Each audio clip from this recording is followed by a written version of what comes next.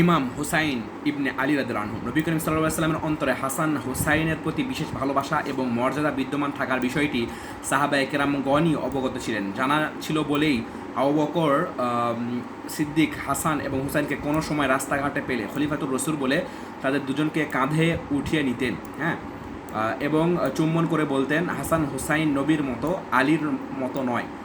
আল্লাহ খলিফাতুর রসুলের বাণী শুনতেন আর হেসে হেসে চলে যেতেন। তাহলে খলিফাতুর রসুল কিন্তু আবু বকর রাদিয়াল্লাহু আনহু, এবং তিনি একই সাথে কিন্তু তাদেরকে খলিফাতুর রসুল বলতেন, নবী সাল্লামের নাতি-দ্বয়কে। আচ্ছা, হাসান এবং হুসাইন জান্নাতে ওই সমস্ত লোকদের সর্দার হবেন যারা যৌবনকালে মৃত্যুবরণ করেছে।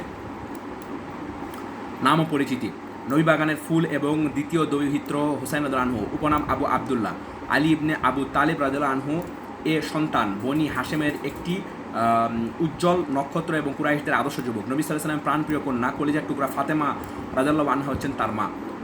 হিজরি 4 হিজরি সনে শাবান মাসের 5 তারিখে মদিনায় নয়নের মণি হুসাইন রাদিয়াল্লাহু আনহু জন্মগ্রহণ করেন। বিশ্বনবী মুহাম্মদ সাল্লাল্লাহু আলাইহি ওয়াসাল্লাম হাসান রাদিয়াল্লাহু আনহু এর জন্মের সময় যা কিছু করেছেন হুসাইন রাদিয়াল্লাহু আনহু এর জন্যও তা করেন।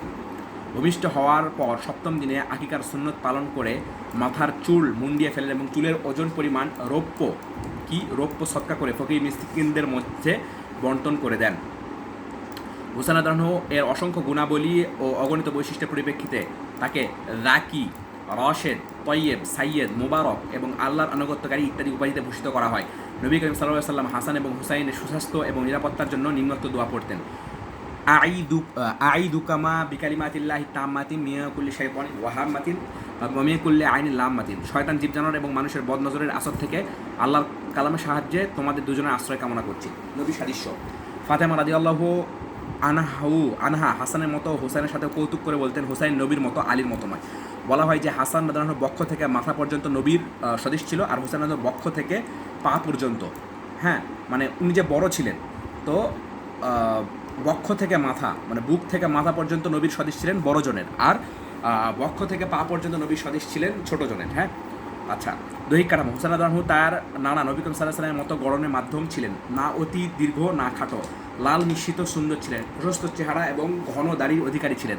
তার বক্ষ এবং গর্দান প্রশস্ত ছিল, অঙ্গ প্রত্যঙ্গের জোড়া ছিল মোটা ধরনের, বড় আকৃতির পা, অল্প কোকড়ানো চুল ও অতি সুঠাম দেহের অধিকারী ছিলেন। তার ভাষা ছিল অতি প্রাঞ্জল ও মধুর। হুসাইন রাদিয়াল্লাহু আনহুর চরিত্রের একটি বৈশিষ্ট্য ছিল প্রফুল্লতা। তাহলে প্রফুল্লতা কার বৈশিষ্ট্য? হুসাইন রাদিয়াল্লাহু চরিত্রের বৈশিষ্ট্য। হুসাইন রাদিয়াল্লাহু ছিলেন সর্বাধিক ইবাদতকারী ও সর্বদা সিয়াম সাধনাকারী। তিনি সারা রাত সালাতে দাঁড়িয়ে থাকতেন। তিনি নবী ঘরানায় লালিত পালিত হন। তিনি উত্তরাধিকার সূত্রে সদ্য নানা যান বিশ্বনবীর মহত্ব, পিতার ইলম ও জ্ঞান এবং জননীর দুনিয়া বিরাগিতা অর্জন করেন। তিনি অর্জন করেন, পিতার এলেম ও জ্ঞান অর্জন করেন। রাসূল সাল্লাল্লাহু আলাইহি ওয়াসাল্লামের ভালোবাসা: তিনি এবং তার ভাই হাসান রাদিয়াল্লাহু ছিলেন আহলে বাইতের লোকদের মধ্যে নবী করিম সাল্লাল্লাহু আলাইহি ওয়াসাল্লামের সর্বাধিক প্রিয়, সর্বাধিক স্নেহভাজন এবং নিকটতম। তাদের প্রসঙ্গে বিশ্বনবী ইরশাদ করেন, আহলে বাইতের লোকদের মধ্যে আমার সর্বাধিক প্রিয় হচ্ছে হাসান এবং হুসাইন। ইবনে মাজাহ শরীফের হাদিসে ইবনে মুররা বলেন, মুহাম্মদ সাল্লাল্লাহু আলাইহি ওয়াসাল্লাম সাহাবাদেরকে নিয়ে কোনো এক সাহাবীর দাওয়াতে গমন করছিলেন। এমত অবস্থায় নবী করিম সাল্লাল্লাহু আলাইহি ওয়াসাল্লামকে রাস্তার পাশে দেখতে পান। নবী করিম সাল্লাল্লাহু আলাইহি ওয়াসাল্লাম তার দিকে এগিয়ে এসে হাত বাড়িয়ে তাকে আহ্বান করলেন, আর সে এদিক সেদিক দৌড়াদৌড়ি করতে শুরু করে। নবী করিম সাল্লাল্লাহু আলাইহি ওয়াসাল্লাম তাকে ধরে ফেললেন এবং তার একটি হাত থুতনির নিচে আরেকটি হাত মাথার উপর ধারণ করে তাকে চুমু দিলেন, আর ইরশাদ করেন, হোসাইন আমার, আমি হোসাইনের। যে হোসাইনকে মহব্বত করবে আল্লাহ তাকে ভালোবাসবে। হাসান এবং হুসাইনকে না দেখলে নবী সাল্লাল্লাহু আলাইহি ওয়াসাল্লাম পেরেশানি হয়ে পড়তেন এবং তাদের দুজনকে সম্মুখে নিয়ে আসতে বলতেন। অনেক সময় নিজে তাদের কাছে গিয়ে তাদেরকে বুকে জড়িয়ে ধরতেন এবং নাকের দ্বারা তাদের ঘ্রাণ নিতেন। অনেক সময় তারা দুজনই নবীর পিঠে পিঠে উঠে পড়তেন, কিন্তু বিশ্বনবীর সেজদা অবস্থায় তার পিঠের উপর তার পিঠের উপর উঠে যেতেন, আর তাদের নেমে যাওয়ার অপেক্ষায় নবী সাল্লাল্লাহু আলাইহি ওয়াসাল্লাম সিজদায় পড়ে থাকতেন। একবার সাহাবায়ে কেরাম দীর্ঘ সিজদার কারণ জিজ্ঞাসা করেন। নবী সাল্লাল্লাহু আলাইহি ওয়াসাল্লাম জবাবে বলেন, আমার 2 সন্তান আমাকে তাদের আরোহী বানিয়েছিল, তাই আমি তাড়াহুড়া করিনি। এ বিষয়ে কোনো কবি বলেন, বিশ্বে হোসাইনের মতো কে আছে যে নিজে মাহমুদ প্রশংসিত এবং মোহাম্মদ প্রশংসিত পিঠকে আরোহী বানাতে পেরেছে। আচ্ছা, হাসান হুসাইন এবং আবদুল্লাহ ইবনে জাফরের প্রতি নবী করিম সাল্লাল্লাহু আলাইহি ওয়াসাল্লামের বিশেষ অপরন্ত ভালোবাসা থাকার কারণেই তিনি তাদেরকে অল্প বয়সে বায়াত করেছিলেন, অন্যথায় অল্প বয়সে কাউকেই বায়াত করেননি। তাহলে অল্প বয়সে বায়াত করেছেন কাকে? হাসান হুসাইন এবং আবদুল্লাহ ইবনে জাফর রাদিয়াল্লাহু আনহুকে। নবী করিম সাল্লাল্লাহু আলাইহি ওয়াসাল্লামের অন্তরে হাসান হুসাইনের প্রতি বিশেষ ভালোবাসা এবং মর্যাদা বিদ্যমান থাকার বিষয়টি সাহাবায়ে কেরামগণই অবগত ছিলেন।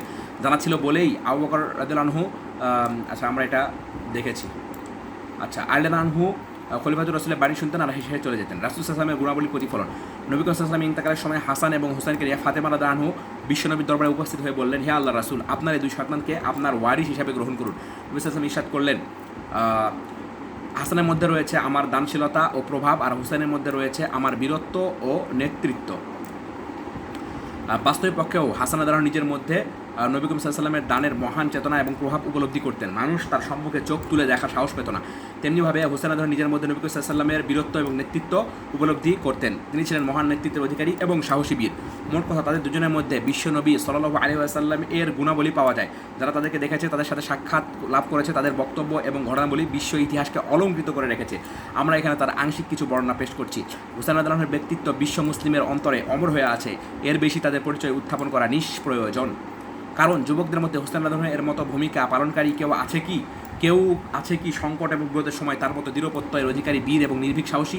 আছে কি আবু আবদুল্লাহ হুসাইন রাদিয়াল্লাহু এর মতো কোনো নেতা জীবদ্দশায় তার সাহায্যের পরও যার ভালোবাসা, শ্রদ্ধা এবং ভক্তি বিশ্বমানবের অন্তরকে উদ্ভাসিত করে রেখেছে? বাল্যকাল থেকে হুসাইন রাদিয়াল্লাহু এর মধ্যে বিশ্বনবী সাল্লাল্লাহু আলাইহি ওয়াসাল্লামের মহান চরিত্র এবং নেতৃত্ব প্রস্ফুটিত হয়ে উঠেছিল এবং তার মধ্যে নেতৃত্বের অনুভূতি ও গুণাবলী ছিল। বাল্যকালে ঘটনা, একবার হুসাইন রাদিয়াল্লাহু মদিনার মসজিদে গমন করে ওমর রাদিয়াল্লাহু আনহুকে নবী করিম সাল্লাল্লাহু আলাইহি ওয়াসাল্লাম মিম্বারে বসে খুতবা প্রদান করতে দেখেন, আর দেখে বলে ওঠেন, আমার নানার মিম্বার থেকে নেমে পড়ুন এবং আপনার পিতার মিম্বারে গিয়ে বসুন। ওমর রাদিয়াল্লাহু নিহায়াত কাতর সুরে বললেন, আমার পিতার তো কোনো মিম্বার নেই। এ বলে ওমর রাদিয়াল্লাহু বালক হুসাইনকে উঠিয়ে নিজের সাথে মিম্বারে বসিয়ে দিলেন এবং খুতবা শেষে তাকে হাত ধরে নিজের ঘরে নিয়ে গেলেন এবং জিজ্ঞাসা করলেন, তুমি আমাকে যা বলেছো তা তোমাকে কেউ শিখিয়ে দিয়েছিল কি? বালক হুসাইন বললেন, না, আমাকে কেউ শিখিয়ে দেয়নি, আমি নিজ থেকে বলছি। ওমর রাদিয়াল্লাহু বললেন, হে প্রাণাধিক প্রিয় হুসাইন, তোমার যখনই ইচ্ছা হয় তখন আমার কাছে চলে আসবে, অনুমতির কোনো প্রয়োজন নেই। হাসান এবং হুসাইন রাদিয়াল্লাহু উভয় পিতামাতা এবং নানাজানের যেমন ছিলেন জ্ঞান ও তাকওয়ার যোগ্যতার উত্তরাধিকার, তেমনই ছিলেন দাওয়াত ও তাবলীগের পরহেজগারী। হাদিসের বিখ্যাত গ্রন্থ আবু দাউদ, তিরমিজি এবং নাসাই সহ হাদিসের বিভিন্ন গ্রন্থে তাদের সূত্রে অসংখ্য হাদিস বর্ণিত হয়েছে। হাসান হুসাইনের সাথে ওমরের আচরণ। একদা ওমর রাদিয়াল্লাহু হাসান ও হুসাইন রাদিয়াল্লাহুকে 5,000 করে হাদিয়া দেন এবং নিজ সন্তান আব্দুল্লাহ ইবনে ওমরকে 1,000 প্রদান করেন। তাহলে হাসান হোসেনকে কত করে দেন? 5,000 করে দেন এবং নিজ সন্তানকে 1,000 প্রদান করেন। আব্দুল্লাহ ইবনে ওমর পিতাকে বললেন, আপনি জানেন আমি তাদের দুজনের আগে ইসলাম কবুল করেছি এবং হিজরত করেছি, অথচ আপনি তাদের দুজনকে 5,000 করে হাদিয়া দিলেন আর আমাকে দিলেন মাত্র 1,000। আর দুজনকে মোট 10,000 দেওয়া হয়েছিল। উপরন্তু তারা দুজনেই বয়সে ছোট, মদিনার অলিগলিতে খেলাধুলা করে বেড়ায়। এর জবাবে পিতা ওমর রাদিয়াল্লাহু আনহু বললেন, চুপ করে থাকো হে আব্দুল্লাহ ইবনে ওমর, তোমার কি তাদের দুজনের নানার মতো নানা আছে কি তার পিতার মতো পিতা? হুসাইন রাদিয়াল্লাহু নিজেই একবারের ঘটনা বর্ণনা করেছেন যে এক সময় ওমর রাদিয়াল্লাহু আনহু এবং মুয়াবিয়া রাদিয়াল্লাহু নির্জনে বসে আলাপ আলোচনায় লিপ্ত ছিল। এমন অবস্থায় আমি উপস্থিত হয়ে দেখি ইবনে ওমর রাদিয়াল্লাহু আনহু অনুমতির অপেক্ষায় দরজায় বসে আছেন। অবশেষে অনুমতি না পাওয়ার কারণে ফিরে যান, আমিও তার সাথে ফিরে আসলাম। পরে একদিন ওমর রাদিয়াল্লাহু আনহু এর সাথে আমার সাক্ষাৎ হলে তিনি আমাকে বললেন, কী ব্যাপার, তোমাকে আর দেখি না, আসো না কেন? আমি বললাম, হে আমিরুল মুমিনিন, আমি এসেছিলাম, এটা দেখলাম আপনি মুয়াবিয়া রাদিয়াল্লাহু আনহুর সাথে নির্জনে নিভৃতে আলাপ আলোচনায় ব্যস্ত ছিলেন, আর অনুমতি না পেয়ে আপনার সন্তান ইবনে ওমর ফিরে আছে, তাই আমি তার সাথে ফিরে যাই। ওমর রাদিয়াল্লাহু বলেন, হে হুসাইন, আমার পুত্র আব্দুল্লাহ চেয়ে তোমার অধিকার বেশি। তোমরা আমাদের মাথার মুখ উল্টো, আমাদের মাথার চুলগুলো পর্যন্ত তোমাদের অবদানের ফলাফল। আল্লাহ তাআলার পর তোমাদের অবদানে এই চুলগুলো সৃষ্টি হয়েছে। আচ্ছা, হযরত ওমরের চুলগুলো কথা বলেছেন। ওমর রাদিয়াল্লাহু আনহু এর খেলাফতের যুগে পারস্য বিজয়ের সময় বন্দি শিবিরে পারস্য সম্রাটের মেয়েরা বন্দী হয়ে এলে আলী রাদিয়াল্লাহু আনহু তাদেরকে খরিদ করেছিলেন এবং একজনকে তিনি হুসাইনেরকে হাদিয়া স্বরূপ দান করেছিলেন।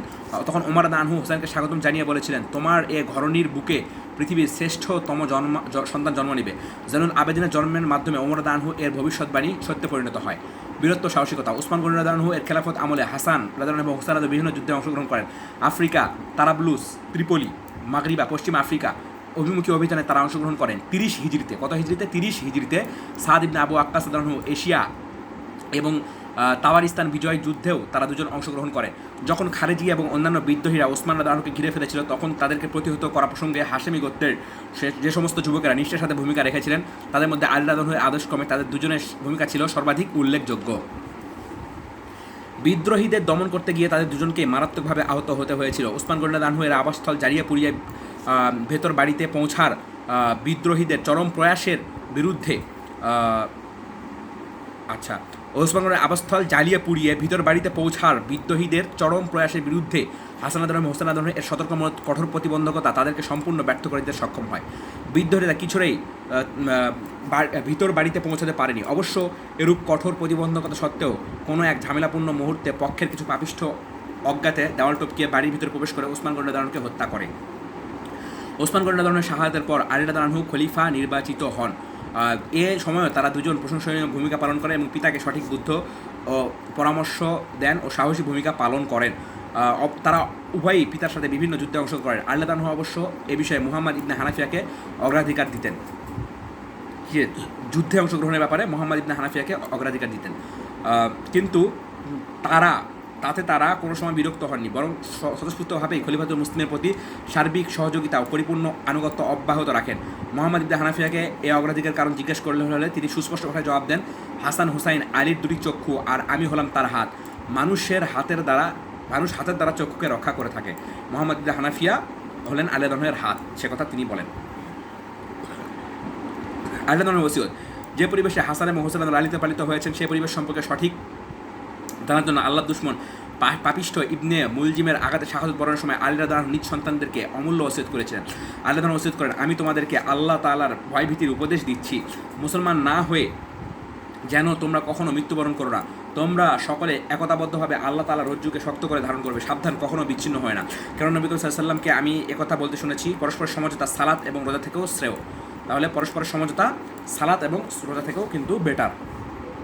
পবিত্র কোরআন সম্পর্কে আমি তোমাদেরকে বারবার সতর্ক করছি, তোমাদের কোনো কর্মকাণ্ড যেন এর বিধি নিষেধের বহির্ভূত না হয়। ফকির মিসকিনদের সম্পর্কে আমি তোমাদের বারবার ভীতি প্রদর্শন করছি, তোমাদের জীবন উপকরণে তাদের সর্বদা অংশীদার রেখো।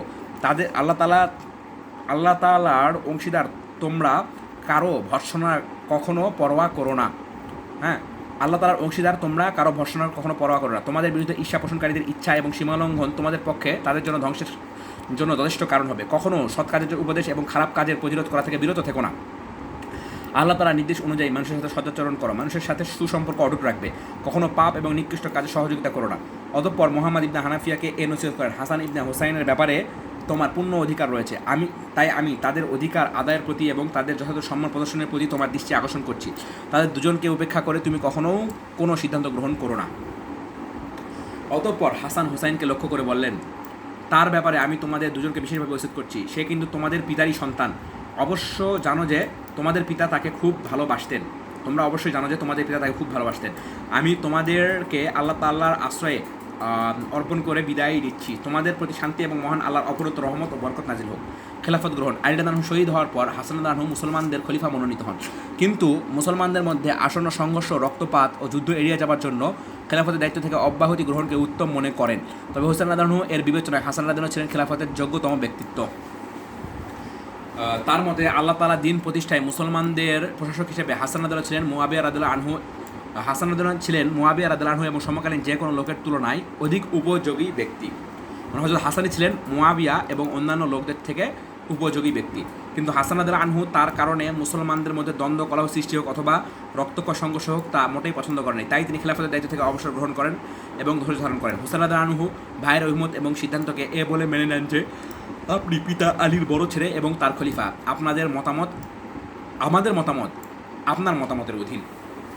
আচ্ছা, এই কথা কে বলেছেন? হুসাইন রাদিয়াল্লাহু আনহু। হাসান এবং হুসাইনের মর্যাদা এবং অবস্থান সমকালীন সাহাবায়ে কেরাম এবং তাবেঈনদের দৃষ্টিতে ছিল সর্বোচ্চ। ইবনে আব্বাস রাদিয়াল্লাহু তাদের দুজন থেকে বয়সে বড় ছিলেন। তিনি ছিলেন আলী রাদিয়াল্লাহু আনহুর চাচাতো ভাই। অগাধ জ্ঞান এবং বিশেষ শ্রদ্ধাভাজন ব্যক্তিত্ব আব্দুল্লাহ ইবনে আব্বাস রাদিয়াল্লাহু আনহু হাসান এবং হুসাইনের প্রতি সম্মান দেখিয়ে তাদের উটের উপর গদি বিছিয়ে দিতেন এবং নিজ হাত ধরে ধরে তাদেরকে আরোহণ করাতেন। এর কারণ জিজ্ঞাসা করা হলে তিনি দ্বিধাহীন চিত্তে বলেন, তোমরা কি জানো এই দুজন লোককে? তারা নবী করিম সাল্লাল্লাহু আলাইহি ওয়াসাল্লামের আদরের সন্তান। আমার প্রতি নবী করিম সাল্লাল্লাহু আলাইহি ওয়াসাল্লামের বর্ণাতীত অবদান থাকা সত্ত্বেও কি আমি তাদের বাহনের পিঠে গদি বিছিয়ে দিব না? তাহলে কে দিচ্ছেন এটা? এটা হচ্ছেন ইবনে আব্বাস রাদিয়াল্লাহু আনহু। একবার হুসাইন রাদিয়াল্লাহু আনহু কাউকে দাফন করার উদ্দেশ্যে কবরের দিকে যাচ্ছিলেন।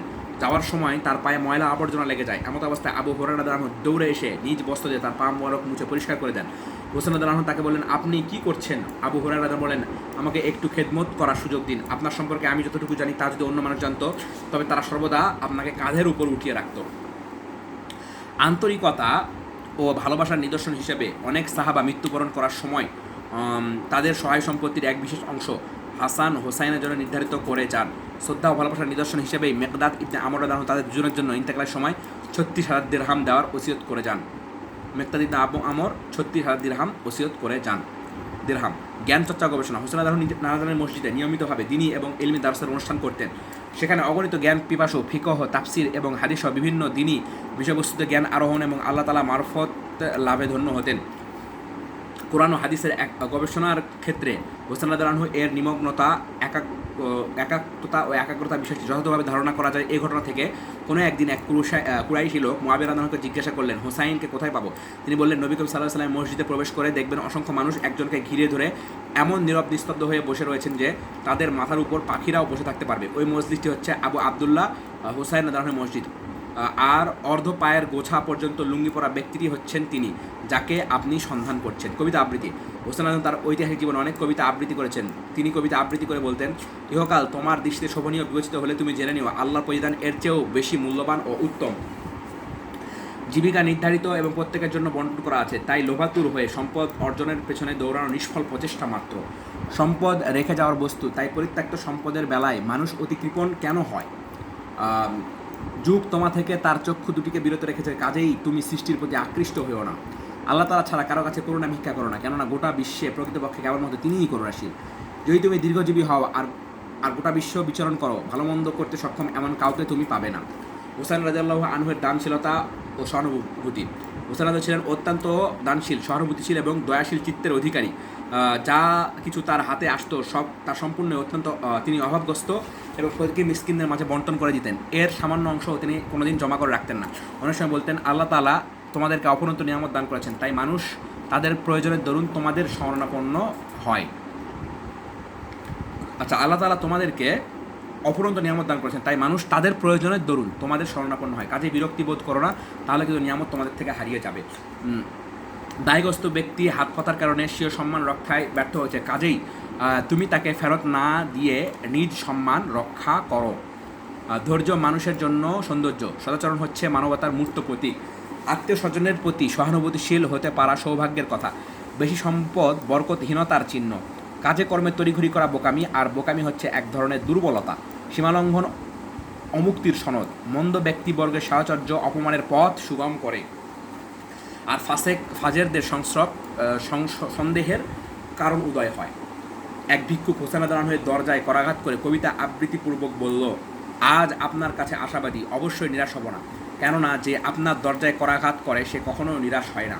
হোসেন রাদিয়াল্লাহু আনহু সালাতে নিমগ্ন ছিলেন। ভিক্ষুকের কবিতা আবৃত্তির কারণে তিনি সালাত সংক্ষিপ্ত করে অভাবগ্রস্ত এবং ক্ষুধার্ত ভিক্ষুককে দেখা মাত্র গোলামকে আহ্বান করে বললেন, ব্যয়ের অতিরিক্ত আমাদের কাছে কী পরিমাণ সম্পদ রয়েছে? গোলাম দ্রুত জবাব দিল, আহলে বাইতের ব্যয়ের জন্য আপনার প্রদত্ত 200 দিরহাম। কত দিরহাম? 200 দিরহাম সংরক্ষিত রয়েছে। হোসেন রাদিয়াল্লাহু আনহু বললেন, শীঘ্রই এনে আমার নিকট নিয়ে এসো, কারণ তাদের তুলনায় অধিক অক্তার এসে পড়েছে। অতঃপর 200 দিরহাম ভিক্ষুকের হাতে তুলে দিয়ে বেশি পরিমাণ দিতে না পারার কারণে অক্ষমতা প্রকাশ করলেন। 200 দিরহাম হাতে দিয়ে ভিক্ষুক পূর্ণ কবিতা আবৃত্তি করে বলল, অর্থভাণ্ডার খালি হলে কি হবে? তারা অতি নির্মল এবং পাক পবিত্র। তাদেরকে স্মরণ করে মানুষ তাদের প্রতি দরুদ সালাম পেশ করে থাকে। আপনারা সর্বদা স্মরণীয় হয়ে থাকবেন, কেননা আপনাদের নিকট বিদ্যমান রয়েছে পবিত্র সূরা এবং পবিত্র কুরআন। ওসামা বিন জায়েদ রাদিয়াল্লাহু আনহু এর 600,000 দিরহাম। কত? অনেক কিন্তু ঋণ। 600,000 দিরহাম, 600 কে দিরহাম ঋণ ছিল। 600 দিরহাম না, 600,000 দিরহাম ঋণ ছিল মৃত্যু সন্নিকটে। এজন্য তিনি ভীষণ চিন্তিত ছিলেন। হোসেন রাদিয়াল্লাহু আনহু বিষয়টি অবগত হয়ে সম্পূর্ণ ঋণ নিজ মাল হতে পরিশোধ করে দেন। সদাচরণ। একদিন হোসেন রাদিয়াল্লাহু আনহু এক দেশি সালামের মাধ্যমে একটি ফুলের তরী হাদিয়া দিলে বিনিময় হিসেবে তিনি উক্ত দাসীকে মুক্ত করে দেন। হ্যাঁ, তাহলে সালাম। একবার একটা দাসী কী করেছিল? সালামের মাধ্যমে একটি ফুলের তরী হাদিয়া দিয়েছিল, ফুলের তোড়া। তখন তাকে তিনি মুক্ত করে দিয়েছিলেন। আনাস রাদিয়াল্লাহু বললেন, একটি ফুলের তোড়ার বিনিময়ে একটি দাসীকে আজাদ করে দিলেন। হোসেন রাদিয়াল্লাহু বললেন, আল্লাহ তাআলা আমাদেরকে এরূপ সদাচরণই শিক্ষা দিয়েছেন। আল্লাহ তাআলা ইরশাদ করেছেন, তোমাদের কেউ যদি তোমাদেরকে সালাম প্রদান করে, তাহলে তোমরা তার চেয়ে উত্তম অথবা অনুরূপ সালাম দিও। সে আমাকে ফুলের তোড়া দেওয়ার সালাম দিয়েছে, তাই উত্তম জবাব হিসেবে আমি তাকে আজাদ করে দিলাম। হোসেন রাদিয়াল্লাহু আনহু এর আদব ও সদাচরের ঘটনা এরূপ বর্ণিত হয়েছে যে, একবার হোসেন রাদিয়াল্লাহু আনহু তার ভাই মুহাম্মদ ইবনে হানাফিয়ার মধ্যে কোনো কারণে মতবিরোধ দেখা দেয়। তখন মুহাম্মদ ইবনে হানাফিয়া এ মর্মে একটি পত্র লেখেন, আল্লাহ তাআলার নামে মুহাম্মদ ইবনে আলীর পুত্র হুসাইন ইবনে আলীর কাছে আপনি মর্যাদা যে স্তরে পৌঁছেন, আমি সেই স্তরে পৌঁছতে অক্ষম। তবে আলী যেমন আপনার পিতা তেমনি আমারও পিতা, এই সম্পর্কে আপনি সমান। তাই কারো উপর প্রাধান্য নেই। আপনার মা হচ্ছেন ফাতেমা। যদি আমার মায়ের মতো নারী দ্বারা গোটা বিশ্ব ভরে যায় তবু আপনার মায়ের সমান হওয়া সম্ভব নয়। কাজেই আমার মতো আমার পত্র পাওয়ার পর বিন্দুমাত্র বিলম্ব না করে চাদর এবং জুতা পরিধান করে কি চাদর এবং জুতা পরিধান করে আমার কাছে উপস্থিত হন এবং আমাকে সন্তুষ্ট করুন। সাবধান, এ ফজিলত যেন আপনার পূর্বে আমি হাসিল করে না ফেলি, কেননা এ ফজিলতের অধিকারী আমার তুলনায় আপনি বেশি হকদার। মোহাম্মদ ইবনে হানাফিয়া চিঠি পাঠ করে হোসেন চিন্তা করলেন, আমার তুলনায় মর্যাদায় কম হওয়া সত্ত্বেও সে নবী করিম সাল্লাল্লাহু আলাইহি ওয়াসাল্লামের বাণীর প্রতি সম্মান প্রদর্শন করলো, আর আমি এ ব্যাপারে উদাসীন হয়ে আছি। তাই তিনি বিন্দুমাত্র বিলম্ব না করে আপন ভাইয়ের কাছে পৌঁছান এবং তাকে আনন্দে উদ্ভাসিত করেন। হাদিসটি হলো, কারো জন্য 3 দিনের বেশি ভাইয়ের সাথে বিন্দুমাত্র বিলম্ব বন্ধ রাখা বৈধ নয়। দুজনের মধ্যে সর্বপ্রথমে যে সালাম দেবে সে উত্তম। অনুরূপ আরেকটি ঘটনা বড় ভাই হাসানের সাথে সংঘটিত হয়েছিল। 3 দিন অতিক্রম করার পর হাসান রাদিয়াল্লাহু আনহু নিজের ছোট ভাই হোসেনের কাছে পৌঁছেন। বড় ভাইকে দেখে হোসেন রাদিয়াল্লাহু আনহু তার দিকে অগ্রসর হয়ে যথাযথ সম্মান প্রদর্শন করত পাশে বসে বলেন, আমি প্রথমে আপনার কাছে পৌঁছে ক্ষমা প্রার্থী না হওয়ার কারণ এই যে আপনি বড় ভাই প্রথমে সালাম করে ফজিলত লাভের অধিকারী আপনি, আমি না, তাই আমি আপনার প্রতিদ্বন্দ্বী হতে চাই না। আচ্ছা, আপনি বড় ভাই প্রথমে সালাম করে ফজিলত লাভের অধিকারী আপনি, আমি না, তাই আমি আপনার প্রতিদ্বন্দ্বী হতে চাই না। ইবাদত সাধনা, হোসেন রাদিয়াল্লাহু আনহু একজন ইবাদত গোজার ব্যক্তি। সারা রাত তিনি সালাতে নিয়োজিত থাকতেন। তিনি ছিলেন খুব অল্পতে সন্তুষ্ট। তিনি সর্বদা সিয়াম সাধনায় অভ্যস্ত ছিলেন। সৎ কাজে থাকতেন সকলের অগ্রে। নির্জনে আল্লাহ তাআলার ইবাদতে নিমগ্ন থাকতেন। মুসআব জুবাইরি বলেন, হোসেন রাদিয়াল্লাহু আনহু পায়ে হেঁটে 25 বার হজ ব্রত পালন করেন। তিনি কঠোর পরিশ্রমী, বিপদে অত্যধিক ধৈর্যশীল ছিলেন। কখনো বিষণ্ণ মলিনতা তাকে স্পর্শ করেনি। কখনো তিনি বিচলিত হতেন না। অধিক সাহসী ছিলেন, কোনো কাজে পিছু হটতেন না। তাকদীরের উপর সর্বদা সন্তুষ্ট থাকতেন। বালা মুসিবতের সময় আল্লাহ তাআলার ফয়সালার উপর সন্তুষ্ট থাকতেন। এ কারণেই একবার তার প্রাণপ্রিয় এক সন্তানের অকাল মৃত্যুতে তিনি কোনো ব্যাকুলতা প্রকাশ করেননি। জনগণ প্রশ্ন করলে তিনি বলেন, আমরা আহলে বাইতের লোক, আমরা যখনই আল্লাহ তাআলার সমীপে কোনো কিছুর জন্য প্রার্থনা করি তখন আল্লাহ তাআলা আমাদের প্রার্থনা মঞ্জুর করে থাকেন এবং যা প্রার্থনা করি তা তিনি দিয়ে থাকেন। তাই আমাদের অপছন্দনীয় কোনো কিছু আল্লাহ তাআলা প্রদান করলে তাতে সন্তুষ্ট থাকি। শাহাদাতের বিপদ মুহূর্তে হোসেন রাদিয়াল্লাহু আনহু সাহসিকতার ও দৃঢ়তার পরিচয় দেন। কোনো ধরনের অস্থিরতা অথবা দুর্বলতা তার থেকে প্রকাশ পায়নি। হত্যার ষড়যন্ত্রকারীরা, একজন মুসলমানের জীবনের কী মূল্য, আল্লাহর দরবারে মুসলমানের রক্তের কী মর্যাদা, তদুপরি আহলে বাইতের অধিকার, ফজিলত এবং মর্যাদার পরিধি কতখানি, হাসান হুসাইনের সম্মান এবং মহত্ব কী পরিমাণ, যারা এই সম্পর্কে সঠিক জ্ঞান রাখে তাদের কাছে হোসেন রাদিয়াল্লাহু আনহুর শাহাদাতের ঘটনা ছিল অত্যন্ত বিষাদময় ও হৃদয় বিদারক। কেননা হাসান হুসাইন রাদিয়াল্লাহু আনহু ছিলেন প্রিয় নবীর কলিজার টুকরা, যাদের কোলে বসে নবী করিম সাল্লাল্লাহু আলাইহি ওয়াসাল্লাম প্রার্থনা করতেন, হে আল্লাহ, আমি এদেরকে ভালোবাসি, অতএব আপনিও তাদেরকে ভালোবাসুন। যারা তাদেরকে ভালোবাসে তাদেরকেও আপনি ভালোবাসুন। হাসান এবং হুসাইন রাদিয়াল্লাহু আনহু সম্পর্কে নবী করিম সাল্লাল্লাহু আলাইহি ওয়াসাল্লাম এও ইরশাদ করেছেন, তারা দুজন জান্নাতি যুবকদের সর্দার। হোসেন রাদিয়াল্লাহু আনহু শাহাদাতের হৃদয় বিতারক ঘটনা এবং এর পূর্বের ও পরের কারণসমূহ পর্যালোচনা করলে প্রতীয়মান হয় যে এর পেছনে মুসলমানদের ঐক্য বিনষ্টকারী এবং মুসলমানদের বিরুদ্ধে ষড়যন্ত্রকারী শত্রু চক্রের গোপন হাত সক্রিয় ছিল। তাদের ঘৃণ্য তৎপরতার ফলেই এই ন্যাক্কারজনক ঘটনা সংঘটিত হয়েছে। সূক্ষ্ম এবং তীক্ষ্ণ দৃষ্টিতে তাকালে দেখা যায় যে এরা তারাই যারা ইতিপূর্বে আমিরুল মুমিনিন উসমান রাদিয়াল্লাহু আনহুকে শহীদ করেছিল। তারা তাদের হীন স্বার্থ চরিতার্থকরণের মানুষে উসমান এবং আলী রাদিয়াল্লাহু আনহু সহ আরও অনেকের প্রতি মিথ্যা অপবাদ প্রতিপন্ন করে আসছিল। ষড়যন্ত্রমূলক নীলনকশা তৈরি করে এরাই ওসমান রাদিয়াল্লাহু আনহুকে হত্যা করেছিল। অথচ ওসমান রাদিয়াল্লাহু আনহু ছিলেন একেবারেই নির্দোষ। তারা এই নির্দোষ এবং জান্নাতি ব্যক্তি বিশ্বনবীর দুজন কন্যার স্বামী সিয়ামরত অবস্থায় পবিত্র কোরআন তেলাওয়াতের সময় নির্মমভাবে শহীদ করেছিল। এতে এতটুকুও কুণ্ঠিত হয়নি। ওসমান রাদিয়াল্লাহু আনহু ইচ্ছা করলে নিমিষে সকল বিদ্রোহীদেরকে চিরতরে নিশ্চিহ্ন করে দিতে পারতেন। এটা তার জন্য কোনো কঠিন বিষয় ছিল না, কিন্তু তার মাধ্যমে মুসলমানদের রক্ত প্রবাহিত হোক এটা কখনো আশা করেননি। একই উক্তি করে বিদ্রোহ দমনে আলী রাদিয়াল্লাহু আনহু সহ সাহাবীদেরকে কোনো প্রকারের ব্যবস্থা গ্রহণ থেকে বিরত রেখে তিনি এক দৃষ্টান্তহীন আদর্শ স্থাপন করেন। জামালের যুদ্ধের অন্তরালেও এদের গুপ্ত হাত কাজ করেছে, কেননা কাকা ইবনে আমরের মধ্যস্থতায় কাকা ইবনে আমরের মধ্যস্থতায় উভয় দলের সম্মতিতে যুদ্ধবিরতির ব্যাপারটি চূড়ান্ত হয়েছিল। কিন্তু দেখা যায় জান্নাতের সুসংবাদপ্রাপ্ত সাহাবী তালহা ইবনে উবাইদুল্লাহ রাদিয়াল্লাহু আনহুকে তালহা ইবনে উবাইদুল্লাহ রাদিয়াল্লাহু আনহুকে হত্যা করে হঠাৎ ভোরবেলা যুদ্ধের পথ সুপ্রশস্ত করা হয়। তিনি ছিলেন উভয় দলের মধ্যে যুদ্ধবিরতির সিদ্ধান্তের ব্যাপারে অন্যতম একজন প্রচেষ্টাকারী। তারা জুবাইর রাদিয়াল্লাহু আনহুকেও হত্যা করে, অথচ তিনি তখন সালাতে নিমগ্ন ছিলেন। শুধু এটুকুই নয়, তারা উম্মুল মুমিনিন আয়েশা সিদ্দিকা রাদিয়াল্লাহু আনহাকে শহীদ করতে অগ্রসর হয়েছিল এবং শত শত ষড়যন্ত্রকারীদের এই চরম অপরাধের জন্য উদ্বুদ্ধ করে তুলেছিল। কিন্তু শত শত সাহাবা রক্তের বিনিময়ে সেদিন উম্মাহাতুল মুমিনিনগণকে রক্ষা করা সম্ভব হয়। আয়েশা রাদিয়াল্লাহু আনহা এর নির্দেশে যুদ্ধ মীমাংসা প্রতীক হিসাবে কাব আজাদি পবিত্র কোরআন আঁকড়ে ধরেছিলেন। কাব আজাদি এ কারণে তাকে এরা শহীদ করে দিতে কুণ্ঠায়িত বোধ করেনি। ওদেরই ষড়যন্ত্র এবং চক্রান্তের নীল নকশা অনুযায়ী সিফফিনের যুদ্ধ সংঘটিত হয়। উভয় দলের মধ্যে পরস্পর সমঝোতার প্রচেষ্টা ব্যাঘাত সৃষ্টি হয়। ওরা আলোচনার পথে প্রতিবন্ধকতার সৃষ্টি করে। যুদ্ধ শেষে শত শত সাহাবা একরামের শাহাদত বরণ এবং তৃতীয় পক্ষের উপর চূড়ান্ত সিদ্ধান্ত আরোপিত হওয়ার পর চক্রান্তকারীদের গোপন তথ্য প্রকাশ হয়ে পড়ে। তখন দিবালোকের মতো স্পষ্ট হয়ে যায় যে এই হৃদয় বিজয়ের ঘটনার লোকচক্ষুর অন্তরালে চক্রান্তে লিপ্ত ছিল ইয়াহুদি আবদুল্লাহ ইবনে সাবার তল্পিবাহী চক্র। এই চক্রটি দুভাগে বিভক্ত হয়ে কাজ সমাধা করেছিল। এদের একদলের আহ্বান ছিল আলী নিজেই মহান আল্লাহ রিজিকদাতা এবং সর্বশক্তিমান। আলী রাদিয়াল্লাহু আনহু তাদের বিরুদ্ধে অভিযান চালিয়ে যান, কিন্তু তারা তাদের ভুল বক্তব্যে অটল থাকে। পরিশেষে আলী রাদিয়াল্লাহু আনহু তাদেরকে চিহ্নিত করে আগুনে দগ্ধ করতে আরম্ভ করেন। এমত অবস্থায় এরা উক্তি করে যে যদি আলী নিজেই আল্লাহ না হতেন তাহলে আগুনে পুড়াতেন না, কারণ আগুনে পোড়ার অধিকার একমাত্র আল্লাহ তাআলার, অন্য কারণেই। তাদের অন্যতম বক্তব্য ছিল আলী রাদিয়াল্লাহু আনহু এ পর্যন্ত যাদেরকে আগুনে পড়েছেন তাদের সকলকেই তিনি আবার জীবন ফিরায় দিয়েছেন।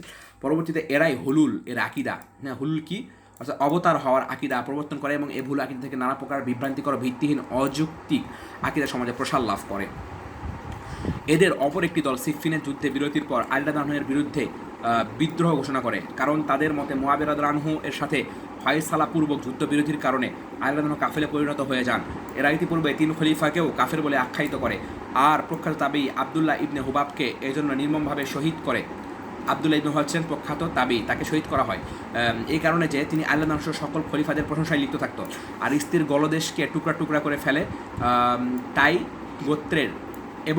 গোত্রের 3জন নারীকে একই কারণে নির্মমভাবে হত্যা করা হয়। হ্যাঁ, আলী রাদিয়াল্লাহু আনহু হত্যাকারীদেরকে সোপর্দ করতে নির্দেশ দিলে তারা এ বলে অস্বীকৃতি জ্ঞাপন করে যে তারা এবং আপনারা সকলেই হত্যার উপযুক্ত, তাই আমরা সকলে মিলেই হত্যা করেছি, অতএব কাদেরকে সোপর্দ করব।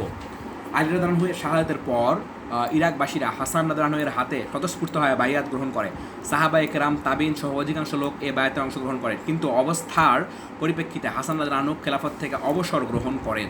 নবী করিম সাল্লাল্লাহু আলাইহি ওয়াসাল্লাম হাসান রাদিয়াল্লাহু আনহু সম্পর্কে ইরশাদ করেছিলেন, আমার এই সন্তান সাইয়্যেদ, তার মাধ্যমে বিবাদমান দুটি মুসলিম দলের মধ্যে সমঝোতা স্থাপিত হবে।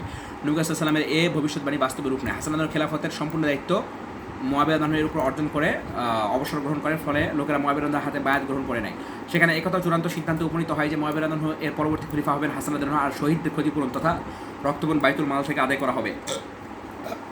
এর সমঝোতা নিদর্শন হিসাবে এ বছরটিকে পরস্পর ঐক্যের বছর বলে অভিহিত করা হয়। এর সমঝোতা এবং মীমাংসার ফলে মুসলমানদের আভ্যন্তরীণ মতবিরোধ ও দ্বন্দ্বের অবসান ঘটল। ইসলাম এবং হেদায়েতের আলো বিতরণের পথে পুনরায় প্রশস্ত ও সুগম হতে লাগলো। এই সন্ধি ছিল আল্লাহর পথ থেকে মুসলমানদের জন্য একটি বিশেষ নিয়ামত এবং পরবর্তীকালে মুসলিম বিজয়ের অন্যতম একটি কারণ। শাহাদাতের সংক্ষিপ্ত ঘটনা। মুআবিয়া রাদিয়াল্লাহু আনহু জীবদ্দশায় তার পরবর্তী খলিফা হিসাবে ইয়াজিদের পক্ষে বায়াত গ্রহণ করেন, কিন্তু খলিফা মনোনয়নের এ পন্থা ইতিপূর্বে কেউ গ্রহণ করেননি বিধায় অনেক সাহাবারাই এ বায়াতে অসম্মতি জানান। তবে যেহেতু সাহাবা একরাম সকলে মুস্তাহিদ ছিলেন, তাই যারা বায়াত গ্রহণ করেছেন এবং যারা করেননি উভয় শ্রেণী এ বিষয়ে সমালোচনার ঊর্ধ্বে ছিলেন, কারণ তারা কেউ অপরের মতামত গ্রহণে একান্ত বাধ্যগত নয়। বস্তু মুআবিয়া রাদিয়াল্লাহু আনহুর ইন্তেকালের পর যখন ইয়াজিদ খেলাফতের দায়িত্বভার গ্রহণ করেন তখন মুসলমানদের মধ্যে দ্বন্দ্বের বীজ অঙ্কুরিত হয়। এ প্রেক্ষাপটে একদল মুসলমানদের মধ্যে রক্তপাত এড়ানোর জন্য এবং নিরাপত্তার তাগিদে নীরব ভূমিকা পালন করেন। তারা বায়াত গ্রহণ না করে ইয়াজিদের ধরাছোঁয়ার বাইরে নিজেদেরকে আত্মগোপন করে রাখেন, কিন্তু অপর একদল একেবারেই ব্যতিক্রম চিন্তাধারায় পরিচালিত হয়। খলিফা মনোনয়নে ইতিপূর্বে খলিফাদের নীতি অবলম্বন না করা এবং নিকটতম ব্যক্তির স্থলে শ্রেষ্ঠতম ব্যক্তিকে খলিফা নিয়োগ না করার প্রতিবাদে ঐক্যবদ্ধ আন্দোলন করাকে তারা নৈতিক এবং ধর্মীয় দায়িত্ব বলে মনে করেন। ঘটনা প্রবাহ সূত্রে বলা যায় যে 60 হিজরিতে ইয়াজিদের পক্ষে বায়াত গ্রহণ শুরু হলে মদিনার গভর্নর ওয়ালিদ ইবনে উতবা ছিল মদিনার গভর্নর। ওয়ালিদ ইবনে উতবার কাছে ইয়াজিদের সমর্থনে বায়াত গ্রহণের ফরমান জারি হয়, কিন্তু মদিনাবাসীদের মধ্যে যারা ইয়াজিদের হাতে বায়াত গ্রহণে অস্বীকৃতি করেছিলেন তারা 60 হিজরি রজব মাসের শেষ ভাগে আত্মগোপনের উদ্দেশ্যে মক্কা মুকাররমার অভিমুখে যাত্রা করেন। তাদের অন্যতম একজন হলেন হুসাইন রাদিয়াল্লাহু আনহু এবং তার সঙ্গীগণ শাবান, রমজান, শাওয়াল এবং জিলকদ মাস সর্বমোট 4 মাস মক্কায় অবস্থান করেন। ইতিপূর্বে কুফাবাসীরা হাসান রাদিয়াল্লাহু আনহুর সাথে গোপনভাবে যোগাযোগ রাখে, চিঠিপত্র আদান প্রদান করে এবং বিশিষ্ট ব্যক্তিবর্গের সমন্বয়ে দল গঠন করে হুসাইন রাদিয়াল্লাহু আনহুর সাথে সাক্ষাতে প্রেরণ করে। তারা হুসাইন রাদিয়াল্লাহু আনহুকে তাদের সমর্থনের কথা অভিহিত করে এবং বায়াতের উদ্দেশ্যে কুফায় আসার জন্য আমন্ত্রণ করে। এভাবে তারা হুসাইন রাদিয়াল্লাহু আনহুকে রাজি করতে সক্ষম হয়। অবশ্য ইবনে আব্বাস এবং ইবনে ওমর হুসাইন রাদিয়াল্লাহু আনহুকে সতর্ক করে বলেছিলেন যে ইরাক এবং কুফাবাসীদের উপর বিশ্বাস স্থাপন করা ঠিক নয়, এরা বিশ্বাসঘাতকতা করার সম্ভাবনা রয়েছে। কিন্তু যারা হুসাইন রাদিয়াল্লাহু আনহুর সাথে পত্র এবং বিভিন্নভাবে যোগাযোগ করেছিল তাদের প্রতি সুধারণার ফলে তিনি কুফার যাওয়ার পাকাপাকি সিদ্ধান্ত গ্রহণ করেন। হুসাইন রাদিয়াল্লাহু আনহু এর কুফার পথে অগ্রসর হওয়ার সংবাদ পাওয়ার সাথে সাথে মুহাম্মদ ইবনে হানাফিয়া নিজ ভাইয়ের আসন্ন বিপদের কথা চিন্তা করে কাতর কণ্ঠে কান্নায় ভেঙে পড়েন। হুসাইন রাদিয়াল্লাহু আনহু জিলহজ মাসের 8 তারিখে, কবে? জিলহজ মাসের 8 তারিখে মানে আরাফার দিন কুফার উদ্দেশ্যে মক্কা থেকে যাত্রা শুরু করেন। এর পূর্বেই তিনি মুসলিম ইবনে আকিল ইবনে আবু তালিবকে তার পক্ষে বায়াত গ্রহণের জন্য কুফায় পাঠান। ইতিপূর্বে প্রায় 12,000 লোক, কত লোক? 12,000 লোক বায়াতের কাজ সুসম্পন্ন হয়। কিন্তু কুফায় নিযুক্ত ইয়াজিদের গভর্নর উবাইদুল্লাহ ইবনে জিয়াদ সংবাদ পাওয়ার সাথে সাথে মুসলিমকে আটক করে এবং হত্যা করে দেয়, এই যে মুসলিম ইবনে আকিলকে। কিন্তু আশ্চর্যের বিষয়, মুসলিমদের গ্রেফতারকারী এবং হত্যার খবর সম্পর্কে হুসাইন রাদিয়াল্লাহু আনহু কাসিদিয়া নামক স্থানে আগমনের পূর্ব মুহূর্ত পর্যন্ত জানতে সক্ষম হননি। এদিকে মুসলিমের গ্রেফতারি এবং হত্যার কারণে কুফাবাসীদের ঐক্যে মারাত্মক ফাটল ধরে। অপরপক্ষে মুসলিমের ভ্রাতাগণ এর প্রতিশোধ গ্রহণে প্রতিজ্ঞাবদ্ধ হয় এবং পরিশেষে যুদ্ধ ঘোষণা করে। এমত অবস্থায় হুসাইন রাদিয়াল্লাহু আনহু নিরুপায় হয়ে পড়েন এবং এক পর্যায়ে তিনি বলেন, তোমাদেরকে ব্যতীত আমার জীবন বিপন্ন। তাই তিনিও ঘোষণা করেন, যাদের ইচ্ছা ফিরে যাও আর যাদের ইচ্ছা আমার সাথে থাকতে পারো। এই ঘোষণার ফলে খারাপ অবস্থার সৃষ্টি হয়। মাত্র 75 থেকে 70 জন মক্কা থেকে আগত সাথীবৃন্দ ব্যতীত সকলে হুসাইন রাদিয়াল্লাহু আনহু সহযোগ প্রত্যাহার করে ফিরে যায়। হুসাইন রাদিয়াল্লাহু আনহু মাত্র 32 জন অশ্বারোহী সহ কাদিসিয়ায় অবস্থান করেন। ইতিমধ্যে ইয়াজিদের গভর্নর উবাইদুল্লাহ ইবনে জিয়াদ পুলিশ প্রধান হুসাইন তামিমি, পুলিশ প্রধান ছিল কে? হুসাইন তামিমিকে অগণিত সৈনিক সহ যথাযথ ব্যবস্থা গ্রহণের জন্য প্রেরণ করে। সে দ্রুত রওনা দিয়ে কাদিসিয়ায় পৌঁছে এবং হুসাইন রাদিয়াল্লাহু আনহুর বিরুদ্ধে যাবতীয় ব্যবস্থা গ্রহণ করে, যাতে হুসাইন রাদিয়াল্লাহু আনহু মক্কা কিংবা মদিনার পথেও প্রত্যাবর্তন করতে না পারে। সে উদ্দেশ্যে উবাইদুল্লাহ ইবনে জিয়াদ হুর ইবনে ইয়াজিদ তামিমির নেতৃত্বে আরেকটি সৈনিক দল কাদিসিয়ার দিকে প্রেরণ করে, কার নেতৃত্বে? হুর ইবনে ইয়াজিদ তামিমি। 1000 সৈনিক সহ এ দলটি ঠিক দুপুরের সময় মক্কা মদিনার রাস্তায় হুসাইন রাদিয়াল্লাহু আনহুর মুখোমুখি হয় এবং চরম প্রতিবন্ধকতা সৃষ্টি করে। বিপদের এ কঠিন মুহূর্তে হুসাইন রাদিয়াল্লাহু আনহু যে হৃদয়স্পর্শী এবং বেদনাদায়ক এক কালযুগী ভাষণ দিয়েছেন তা নিম্নরূপ: হে লোক সমাজ, আমি মহান আল্লাহকে হাজির নাজির রেখে বলছি, তোমরা চিঠিপত্রের মাধ্যমে এবং লোক মারফত বাধ্য করেছিলে বলেই আমি তোমাদের নিকট আগমন করেছি। তোমরা আমাকে লিখেছ, আমাদের কোনো ইমাম নেই, আমরা আপনার শুভাগমন প্রত্যাশা করি। আপনার মাধ্যমে আল্লাহ তাআলা আমাদের মাঝে ঐক্য এবং হেদায়েতের পথ উন্মুক্ত করে দিতে পারেন। কাজেই তোমরা যদি আমাকে নিরাপত্তা প্রদানের প্রতিশ্রুতি দাও তাহলে আমি অবস্থান করি, আর যদি আমার আগমনে তোমরা অসন্তুষ্ট হয়ে থাকো তাহলে আমাকে পরিত্যাগ করো, আমি যেখানে এসেছি সেখানেই চলে যাই। হুসাইন রাদিয়াল্লাহু আনহু এর ভাষণের পর অত্যন্ত নীরবতার আধার নেমে আসে। ইতিমধ্যে সালাতের জন্য আযান ধ্বনিত হয়। হুসাইন রাদিয়াল্লাহু আনহু ইতিমধ্যে সালাত অনুষ্ঠিত হয়। হুর ইবনে ইয়াজিদও সালাতে অংশগ্রহণ করে। সালাত আদায় করে হুর ইবনে ইয়াজিদ সেই স্থানে প্রত্যাবর্তন করে। হুসাইন রাদিয়াল্লাহু আনহু সেখানে আসর সালাত আদায় করেন এবং উপস্থিত লোকদের উদ্দেশ্যে করে বলেন, যদি তোমরা আল্লাহকে অধিক ভয় করো এবং তার বান্দাগণের অধিকার সম্পর্কে জানতে সচেষ্ট হও, তবে আর এটা তোমাদের জন্য আল্লাহ তাআলার সন্তুষ্টির অন্যতম কারণ। আমরা আহলে বাইতের লোক, জালেম অত্যাচারীদের তুলনায় আমরা খেলাফতের অধিক যোগ্যতম। কিন্তু যদি আমরা তোমাদের কাছে অপছন্দনীয় হয়ে থাকি, তোমরা যদি আমাদের অধিকার ভুলে গিয়ে থাকো, চিঠি এবং লোক মারফত আমাকে তোমাদের দেওয়া প্রতিশ্রুতি পরিবর্তন হয়ে গিয়ে থাকে, তাহলে আমি আমার স্থানে ফিরে যেতে চাই এবং তোমরা আমাকে ফিরে যেতে দাও। এ বলে হুসাইন তাদের সম্মুখে দুটি বাক্স খুলে সমস্ত চিঠিপত্র তাদের সামনে উপস্থাপন করলো। এই সময় হুর ইবনে ইয়াজিদ বলল, আমরা আপনাকে পেয়েছি, আমাকে নির্দেশ করা হয়েছে আপনাকে কুফার গভর্নরের কাছে না পৌঁছানো পর্যন্ত পৃথক না হতে, তাই আমরা আপনাকে ছাড়তে পারি না এবং পৃথকও হতে পারি না। হুসাইন রাদিয়াল্লাহু আনহু তাদের ধোঁকাবাজি এবং ষড়যন্ত্র বিষয়টি উত্তমরূপে বুঝতে বাকি রইল না। তিনি ইবনে ইয়াজিদের বাহিনীর প্রধান ওমর ইবনে সাদ, ইবনে ইয়াজিদের বাহিনী প্রধানের নাম ছিল কি? ওমর ইবনে সাদের কাছে নিম্নোক্ত প্রস্তাব তুলে ধরলেন। ইবনে জিয়াদের বাহিনী প্রধান ওমর ইবনে সাদের কাছে প্রস্তাব কী দিলেন? আমাকে আমার স্থানে ফিরে যাওয়ার সুযোগ দেওয়া হোক, সারা বিশ্ব জুড়ে আল্লাহ দিন প্রচারের খেদমত আঞ্জাম দেওয়ার সুযোগ দেওয়া হোক, কিংবা আমাকে ইয়াজিদের কাছে হাজির হওয়ার সুযোগ দেওয়া হোক। কিন্তু অত্যন্ত পরিতাপের বিষয় যে হুসাইন রাদিয়াল্লাহু আনহু এর কোনো প্রস্তাবে গৃহীত হলো না, বরং কুফার গভর্নরের কাছে আত্মসমর্পণের জন্য হুসাইন রাদিয়াল্লাহু আনহুকে বাধ্য করা হলো। কিন্তু তিনি তাতে সম্মত হতে পারেননি এবং হননি। নবীন নাতি খলিফাতুল মুসলিমিনের উত্তরাধিকারী হুসাইন রাদিয়াল্লাহু আনহু এর পক্ষে